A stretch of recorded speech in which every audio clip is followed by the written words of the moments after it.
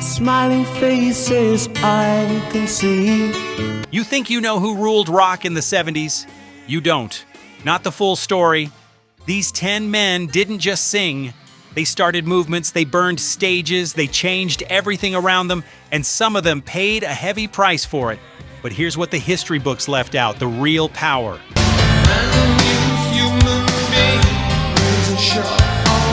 The real chaos, the real reason these voices still hit you in the chest 50 years later. This is the definitive ranking, and some of these names are going to surprise you. Let's count them down. Number 10, Roger Daltrey. Soul always yearns after the fire. The voice of The Who, close your eyes and picture it. 1971, a stadium full of people, and then that scream tears through the air like someone ripped open the sky. That's Roger Daltrey. Mike spinning on a cord over his head like a lasso, eyes closed, every single muscle in his body behind that note. Nobody in rock threw themselves at a song like that man did. The Who peaked right as the 70s opened. Let's ask him what happens after the fire. Their album, Who's Next, came out in 1971, and it is still to this day on almost every greatest albums ever list. The recording happened partly at Olympic Studios in London, with producer Gillan Johns at the board. That album gave the world Won't Get Fooled Again. And if you've never heard the full studio version, the full 8-minute version, you are missing one of the most dramatic moments in all of rock history. He rode his brother's Harley across the TV while I was laughing at them. Now that scream near the end isn't just impressive, it's terrifying in the best possible way. Then in 1973, they released Quadrophenia, a double-album rock opera about a young mod kid finding his identity. It went to number 2 on both sides of the Atlantic. Here's something a lot of people don't know. Daltrey and lead guitarist Pete Townshend were constantly at each other's throats during this period.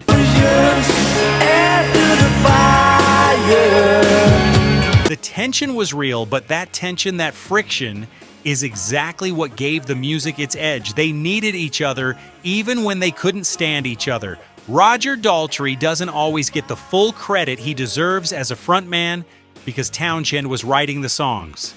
People think of Townshend as the creative brain, and he was, but Daltrey was the heart.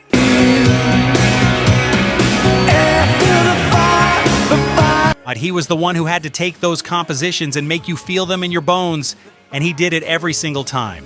If you think number 10 is impressive, wait until you see who's coming at number 9. This one might genuinely shock you. Number 9, Ian Gillan. See the blind man. The screaming voice of Deep Purple. You want to talk about pure raw power? Forget everything else for a second. Listen to Ian Gillan hit the upper register on Child in Time. That vocal run, starting low, climbing and climbing and climbing until it breaks through into a sound that doesn't even seem human anymore. This is what it felt like to stand in front of Deep Purple in 1972. Loud, massive.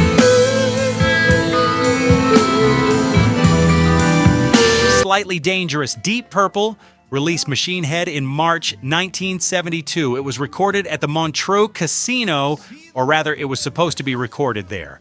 But a fire burned the casino down the night before sessions started. That fire was caused by a flare gun fired by someone in the audience at a Frank Zappa concert. The band watched the flames from their hotel window.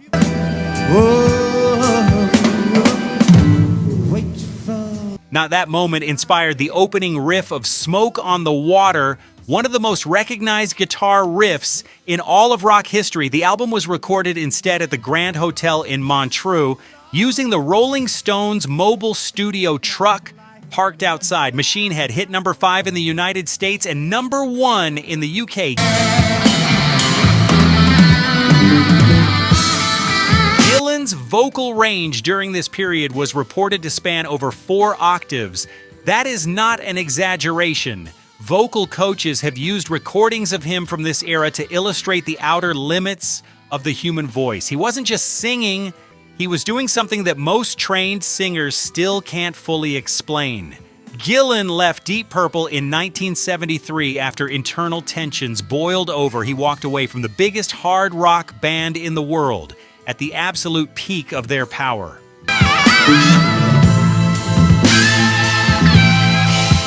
A lot of casual fans only associate him with Smoke on the Water and don't realize the full depth of what he did in those few years. That's a shame, because the man gave everything he had every single night. The next frontman on this list built something that had never existed before, and it changed what rock concerts even looked like. Hey, rock lore community. Before we continue, let's have a real talk for a second, bro. You know, this isn't just a channel to us. And I hope it's not just a place you come to watch a video and then forget about it. This is a community. It's a place where we get to dig up the secrets of rock and roll, share our favorite riffs, and celebrate the artists who maybe didn't get the love they deserved. Right now, only about 1% of our viewers are subscribed. We can change that together and grow this community. All you have to do is hit that subscribe button with the notification bell on. When you do, you're not just helping a channel grow, you're becoming a member of the Rock Lore family. You're signaling to us and to YouTube that these stories matter, that this music is worth preserving, and that this community is a place you want to be. Subscribing is your way of making sure you're always in the loop. It means you'll be the first to know when we unearth a forgotten legend, drop a new countdown, or dive into a piece of rock history you've never heard before. So if you're a true fan of the lore, if you get that same feeling of discovery that I do, then come join us. It takes 1 second to be a part of something bigger. Every story you see here takes hours of digging, piecing together history, and bringing forgotten moments back to life. If you'd like to support that work, you can become a channel member. It's just the cost of a cup of coffee, but it helps us keep these stories alive, and for that, we're grateful. Number 8, Paul Stanley. The star child, the emotional soul of Kiss. Imagine you're 15 years old, 1975. You've never seen anything like this in your life. 4 guys in full makeup and platform boots that could kill a person, breathing fire, spitting blood, flying above the stage on wires, and in the middle of all that chaos, Paul Stanley, face painted like a star, voice cutting through the noise, and somehow through all the spectacle making you believe every word.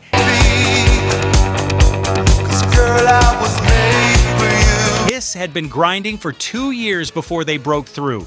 Their live album, Alive, came out in 1975 and it changed everything. Recorded at several venues across the US and released on Casablanca Records, it captured what Kiss was in a live room, and it sold over 1 million copies in a matter of months. Then came Destroyer in 1976.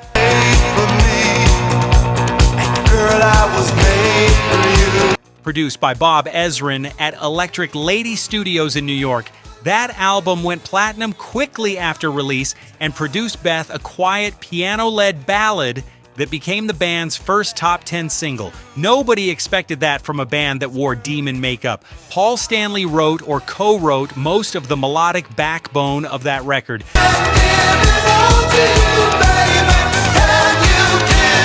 The hooks were his. Stanley was born deaf. In his right ear, he has spoken openly about how growing up with only one ear gave him a different relationship with sound and music. He had to work harder to hear it. Maybe that's exactly why he felt it so deeply. Gene Simmons was, and still is, the loudest personality in Kiss. The bass, the tongue, the demon character, the business moves.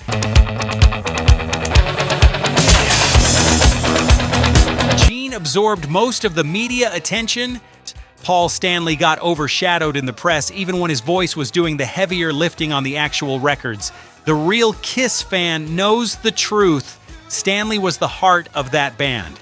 Coming up, a man who turned rock and roll into a full contact sport. And his story has a twist most people never learned. Number 7, Steven Tyler. The demon of screamin' from Boston, Massachusetts. Steven Tyler walked on stage like he owned every inch of the earth beneath him.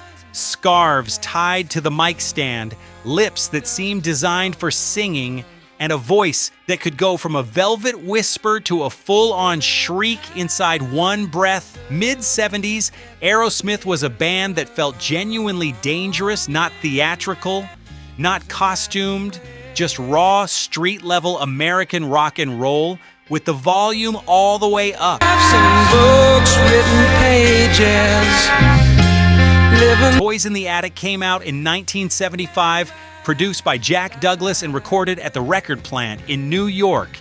It is considered one of the best hard rock albums of the entire decade.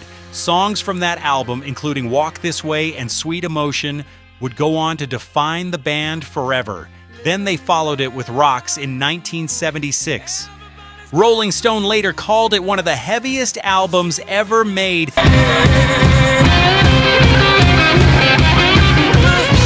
The band was selling out arenas before their fourth album even existed. Tyler's voice is the reason. He had a blues grit on the low end and a wailing falsetto on the top that gave Aerosmith a range most hard rock bands simply didn't have. Before their breakthrough, the 5 members of Aerosmith were sharing a single small apartment in Boston. They barely had enough money for food.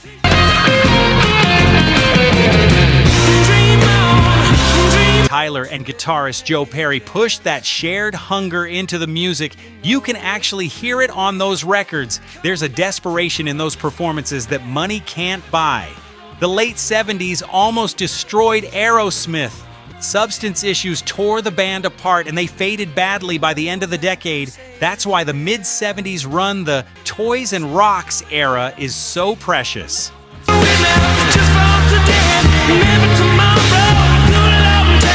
It was Tyler at the absolute peak of his raw power before everything got complicated.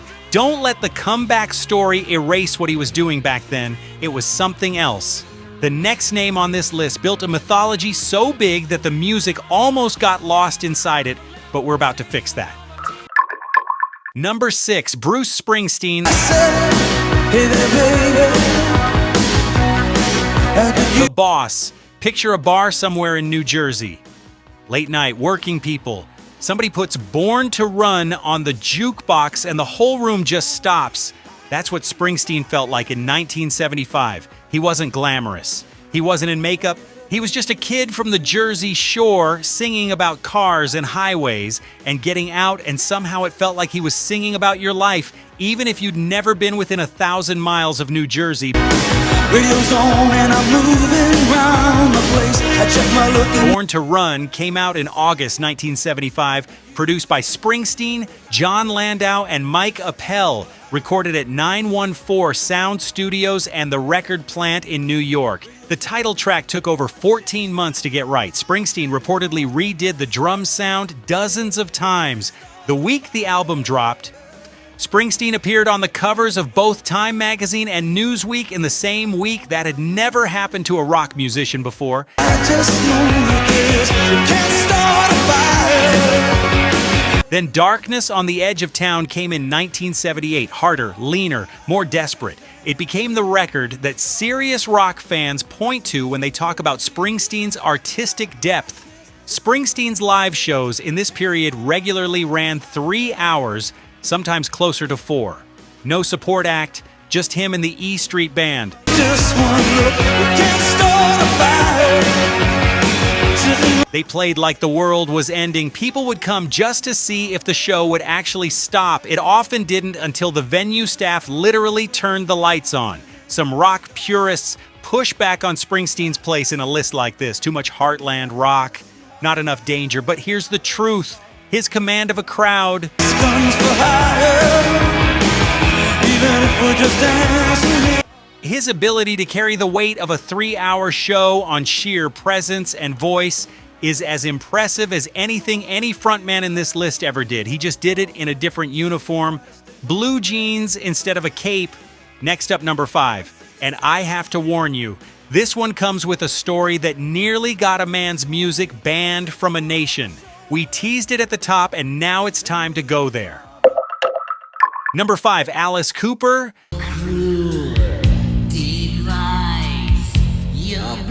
The man who invented something that had no name before he did it. Before Alice Cooper, a rock concert was a band on a stage with some lights.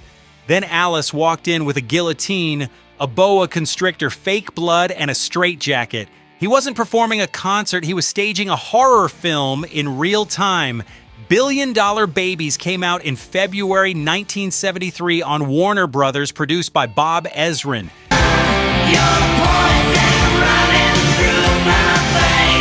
It went to #1 in both the US and UK simultaneously. Welcome to My Nightmare followed in 1975, the first release under the solo Alice Cooper name, and it landed him a primetime ABC television special, Alice Cooper Primetime. 1975. Most people don't know the original Alice Cooper was a full band, 5 members.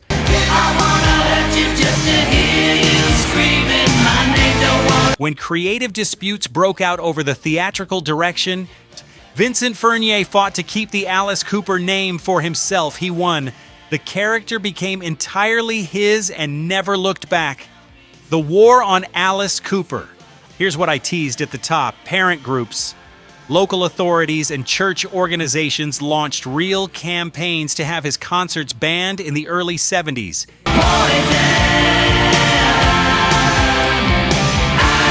In several cities, they succeeded. Venues pulled bookings, radio stations refused airplay, and the BBC placed restrictions on his content in the UK. Cooper pushed back every time. He said the show was theater no different from a horror movie. There are also different versions of a story from a 1969 Toronto concert involving a live chicken.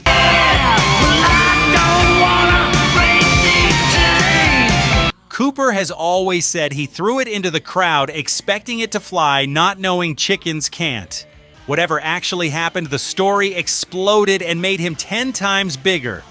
Every attempt to shut him down just built the mystique. The theatrical rock movement he created went on to directly influence Kiss, Marilyn Manson, Rob Zombie, and dozens more. That's why this isn't just music. It's a fight for artistic freedom, and Alice Cooper won it. 4 spots left, and each one from here is going to hit harder than the last. Don't go anywhere. #4, David Bowie. The man who didn't just lead a band, he built entire worlds. You have to try to put yourself back in 1972 to really feel this one. Rock had gotten big and serious and heavy, and then David Bowie stepped off a London stage wearing a jumpsuit, a lightning bolt across his face, and red hair spiked to the ceiling, and everything shifted on its axis. He wasn't just a new artist, he was a new idea. I came on so loaded, man. He made every other frontman in the world look like they hadn't thought hard enough about who they were. The rise and fall of Ziggy Stardust and the Spiders from Mars came out in June 1972 on RCA Records. Produced by Ken Scott and Bowie himself at Trident Studios in London, it told the story of an alien rock star, Ziggy Stardust, who comes to Earth, becomes a god, and is destroyed by his own fame.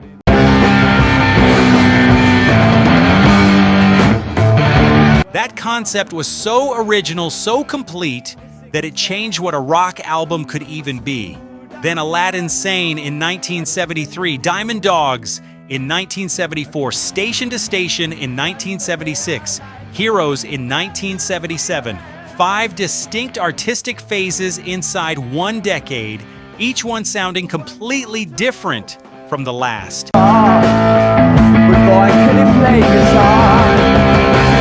Each one leaving other artists scrambling to catch up. Heroes was recorded in Berlin at Hansa Studios, literally near the Berlin Wall. Bowie and producer Brian Eno created something that sounded like nothing else on Earth. Bowie wrote All the Young Dudes and gave it to Mott the Hoople in 1972.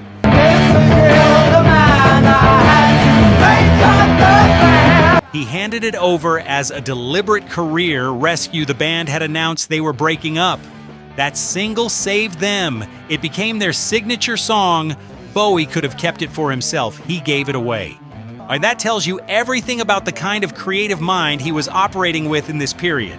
Bowie gets enormous credit as a visionary and a chameleon.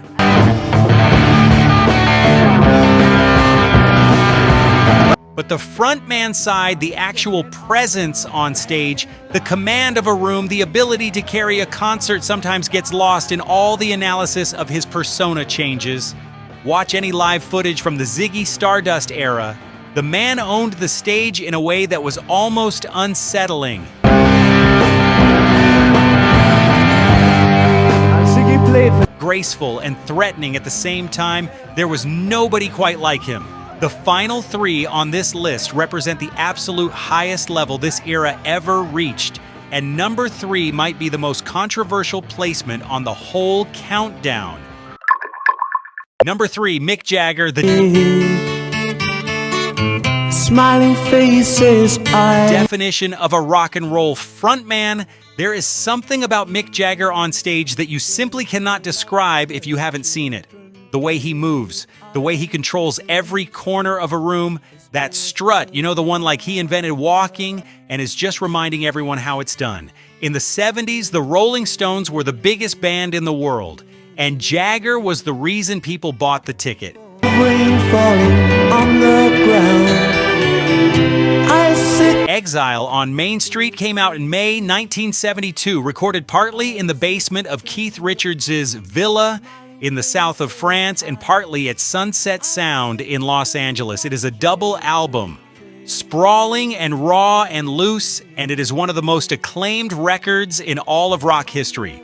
Rock historians widely cite the 1972 Exile tour as the template for what modern arena rock touring became. It is the evening of the day. The logistics, the scale, the production, it set the standard. Then Some Girls arrived in 1978 and did something remarkable.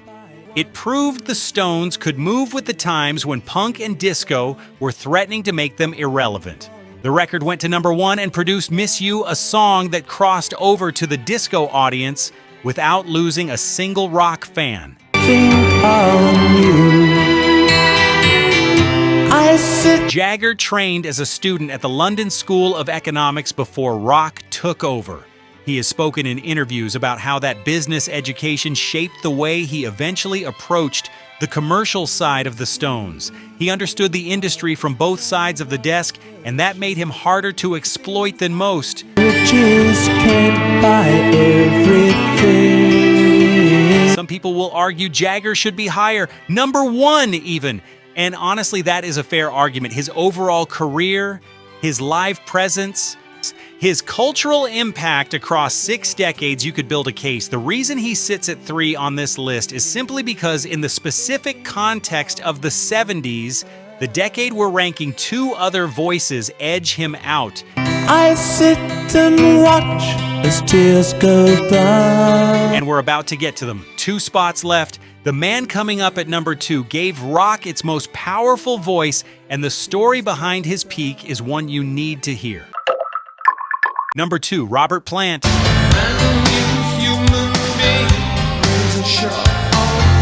The voice of Led Zeppelin and the sound of the 70s. Robert Plant didn't stand at the microphone, he circled it. Hair everywhere, shirt open, arms out like he was about to catch a wave or call down lightning. You were never quite sure which. And that voice. Lord, that voice could go from the most tender, delicate whisper to a full-on wail that shook the walls in 3 seconds.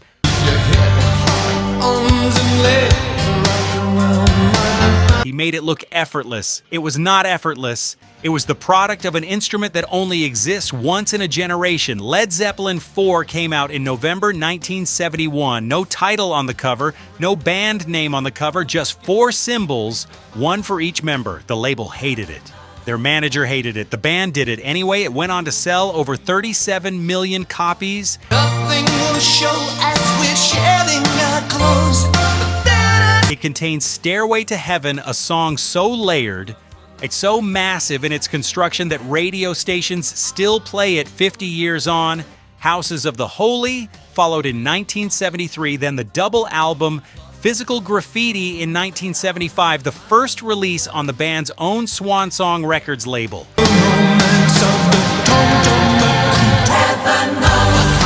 The week it came out, all 6 of Zeppelin's previous albums re-entered the charts simultaneously. That had simply never happened before. Led Zeppelin never released singles in the United States by choice. They refused to. They sold out every venue they ever played on the strength of the albums alone. That is a level of pure artistic confidence that almost no other act in history has ever operated at.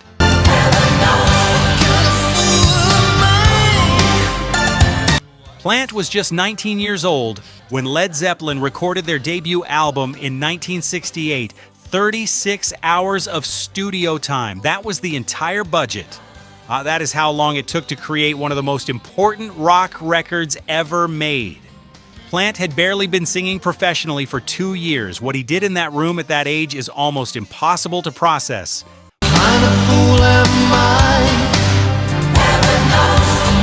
Plant suffered a devastating personal tragedy in 1977, the sudden death of his young son, Karak, while the band was on tour in America. The remaining Zeppelin years carry that grief inside them. In Through the Outdoor, released in 1979, sounds like a band carrying enormous weight. That context makes the joy and freedom of the early and mid-70s Zeppelin recordings even more precious.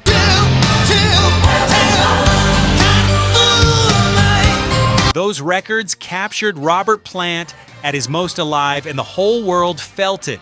One spot left, number 1, and if you've been keeping score, you already know who this is. But the story behind why he sits at the top of this list is something you need to hear in full. Hey, Rocklore community. Before we continue, let's have a real talk for a second, bro. You know, this isn't just a channel to us. And I hope it's not just a place you come to watch a video and then forget about it. This is a community. It's a place where we get to dig up the secrets of rock and roll, share our favorite riffs, and celebrate the artists who maybe didn't get the love they deserved. Right now, only about 1% of our viewers are subscribed.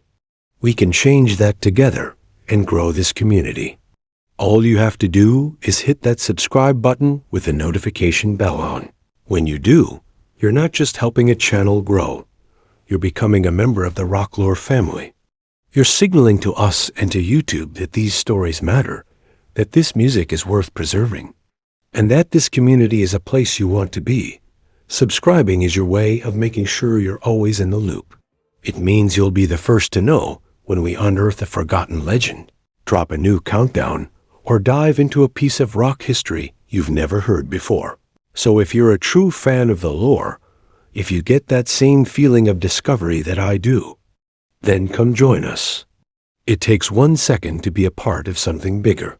Every story you see here takes hours of digging, piecing together history, and bringing forgotten moments back to life. If you'd like to support that work, you can become a channel member. It's just the cost of a cup of coffee, but it helps us keep these stories alive, and for that, we're grateful. Number 1, Freddie Mercury.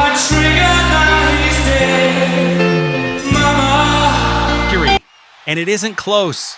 This is a man who walked onto a stage in front of 100,000 people and made every single one of them feel like the show was happening just for them.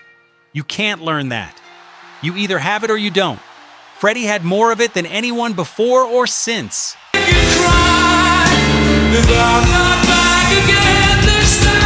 Bohemian Rhapsody came out in October 1975 on EMI Records, produced by Roy Thomas Baker at Rockfield Studio in Wales. 6 minutes long, no conventional chorus. Rock programmers said it would never get airplay.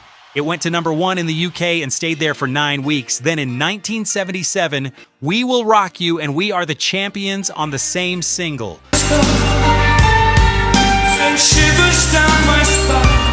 Both songs are still played at stadiums around the world today. That cultural footprint belongs to almost nobody else in rock history. And Mercury had 4 extra teeth in his upper jaw and believed they expanded his resonance chamber. He refused dental surgery his entire life, afraid it would change his voice. wait. My time is Researchers later confirmed his vibrato ran at around 7.5 oscillations per second. Most classical tenors sit at 5.5. That unusual speed is the shimmer you hear on every Queen record. His Live Aid performance in July 1985 is still called the greatest live rock moment ever recorded. He owned that stage in 20 minutes flat.